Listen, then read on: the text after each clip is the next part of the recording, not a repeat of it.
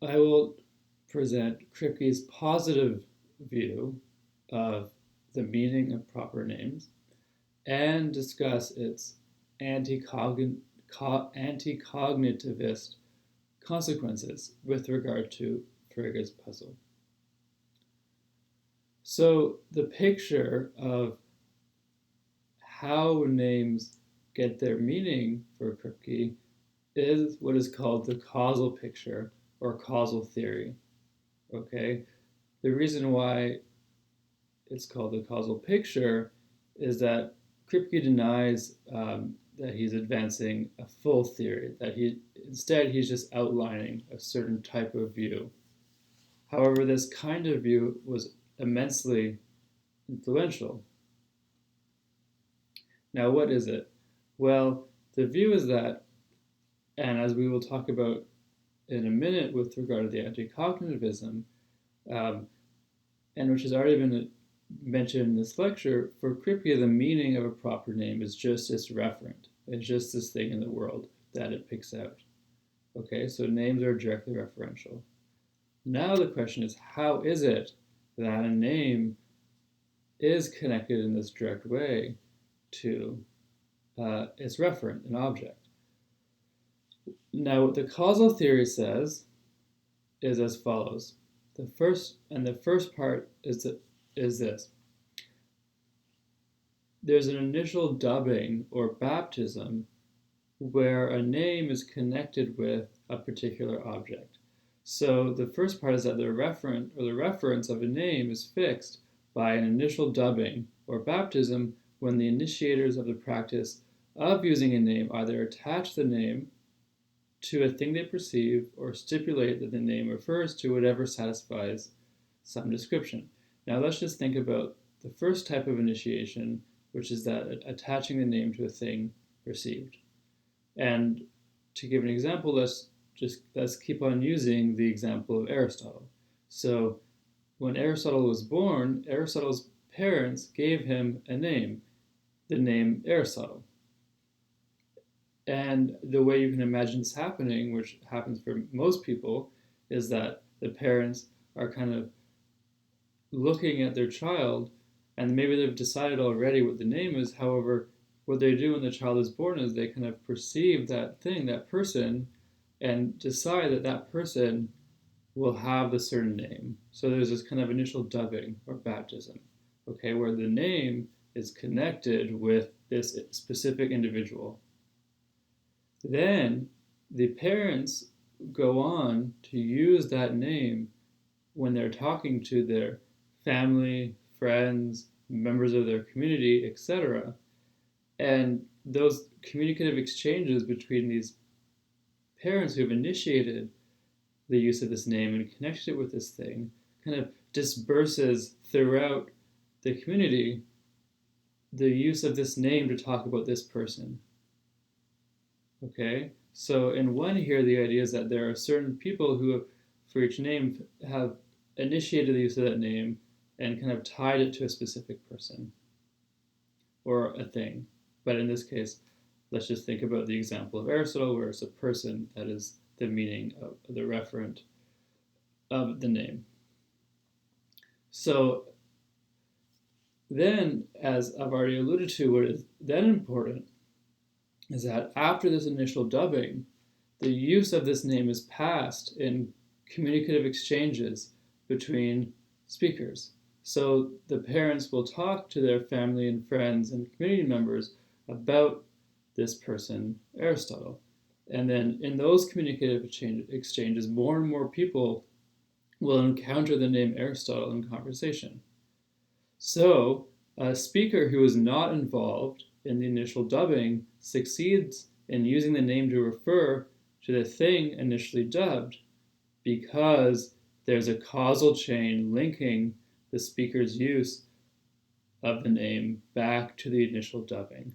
So right now, in 2020, I'm talking about Aristotle, but my use and all of our uses of the name Aristotle can be traced back through causal chains of communicative exchanges all the way back 3,000 years ago to when Aristotle was actually born, and there were people who used a name to talk specifically about him. So there's this causal chain of communicative exchanges leading all the way back to this person himself, Aristotle. Another way of thinking about it is as follows, which is from the initial dubbing, where the parents dub Aristotle with the name Aristotle, they then communicate with other people, and via these communicative exchanges, this name is dispersed widely throughout time and space. And people very far in time and space from this initial dubbing are able to nonetheless use a name to think and talk about Aristotle, just in virtue of the fact that there is a causal chain. So the causal chain is sufficient and is not required that me, for instance, or someone very far down the road, so to speak, from the initial dubbing, has any kind of particular description or cognitive or epistemic relationship to the referent. All that is required, or what's sufficient, is that the person using the name stands is a node in a causal chain that leads back to the initial dubbing. So that is Kripke's causal picture, which is an alternative to Russell's description theory for how names are able to be directly referential. Now, I'd like to talk about the consequences of this alternative view of the meaning of names. So, in order to bring these out, I want to focus on the fact that Kripke accepts the following three views. And once I explain these three views, which should be some review for what we've already talked about, I want to bring out that it's a kind of a puzzle about how they can all be held consistently. So the first is that Kripke accepts that that propositions are Russellian.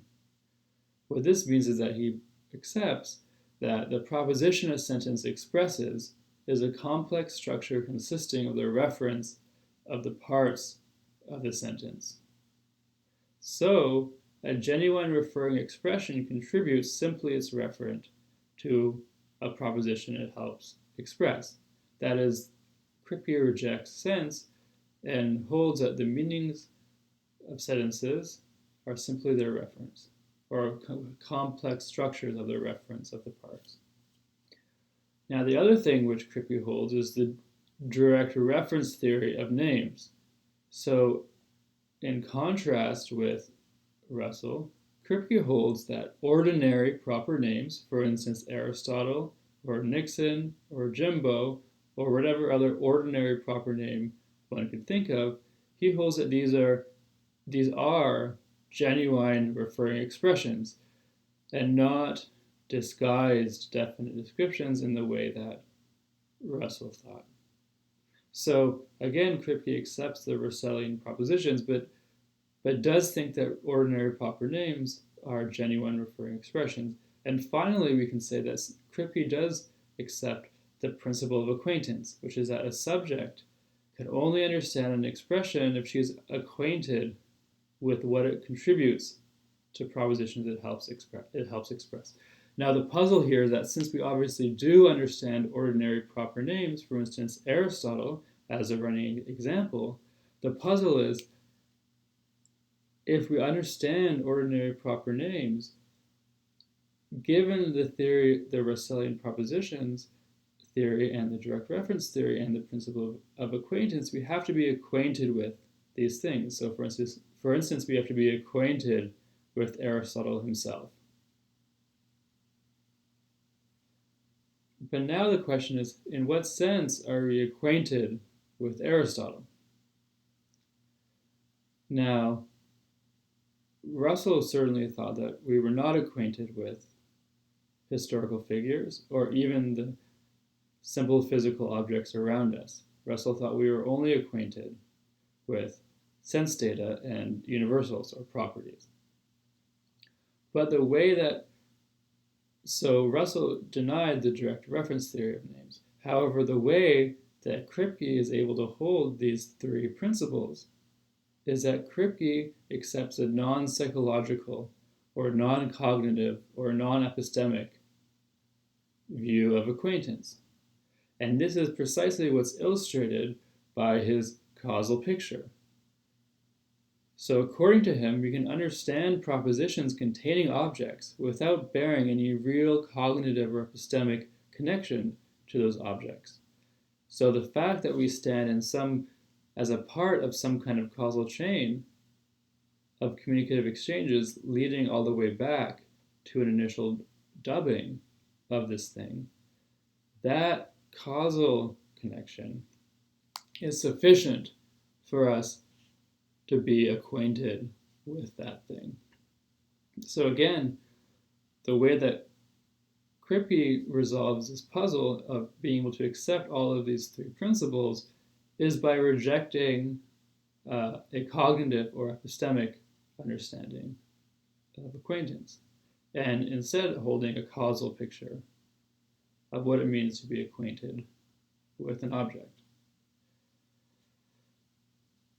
So in general, and as was mentioned at the beginning of this lecture, one of the main novel contributions or insights that Kripke provided for how to think about these issues of meaning and reference is the idea that meaning, which is reference, does not have a cognitive element or does not have epistemic constraints on us grasping it. Rather, we're able to grasp these reference of our expressions merely in virtue of standing in causal relations to them. And what I would like to conclude this lecture with is explaining the different way this forces us to think about Frege's puzzle. So I want to quickly review or revisit Frege's puzzle. So recall now how Frege attempted to explain how the following pairs of sentences could have different cognitive values. So first we have the pair of sentences in 6a and b. Hesperus is phosphorus, and 6b, Hesperus is Hesperus. Now these two sentences have different cognitive value, despite that the names Hesperus and phosphorus refer to the same thing. Similarly, 7a, Cicero denounced Catiline, and 7b, Tully denounced Catiline, have different cognitive values, despite that the names Cicero and Tully have the same referent. Now, Frege held that the difference in the cognitive value of these sentences was to be explained in virtue of the different meanings of the names. So the names Hesperus and Phosphorus might be co-referential, but they have different meanings because, according to Frege, their meaning consists of more than just their referent, but rather a way of thinking of the referent. So for Frege, again, the difference in cognitive value in these cases was to be explained in virtue of meaning. And for that reason, meaning had to be different than just reference. For Kripke, however, meaning does not play a cognitive or epistemic role at all. So, if we accept direct reference theory or Kripke's views, this puzzle, Frege's puzzle, becomes what else, if not meaning, can explain these differences in cognitive value. Now, next week when we look at more work in direct reference theory, we will see some proposals for how to explain that difference.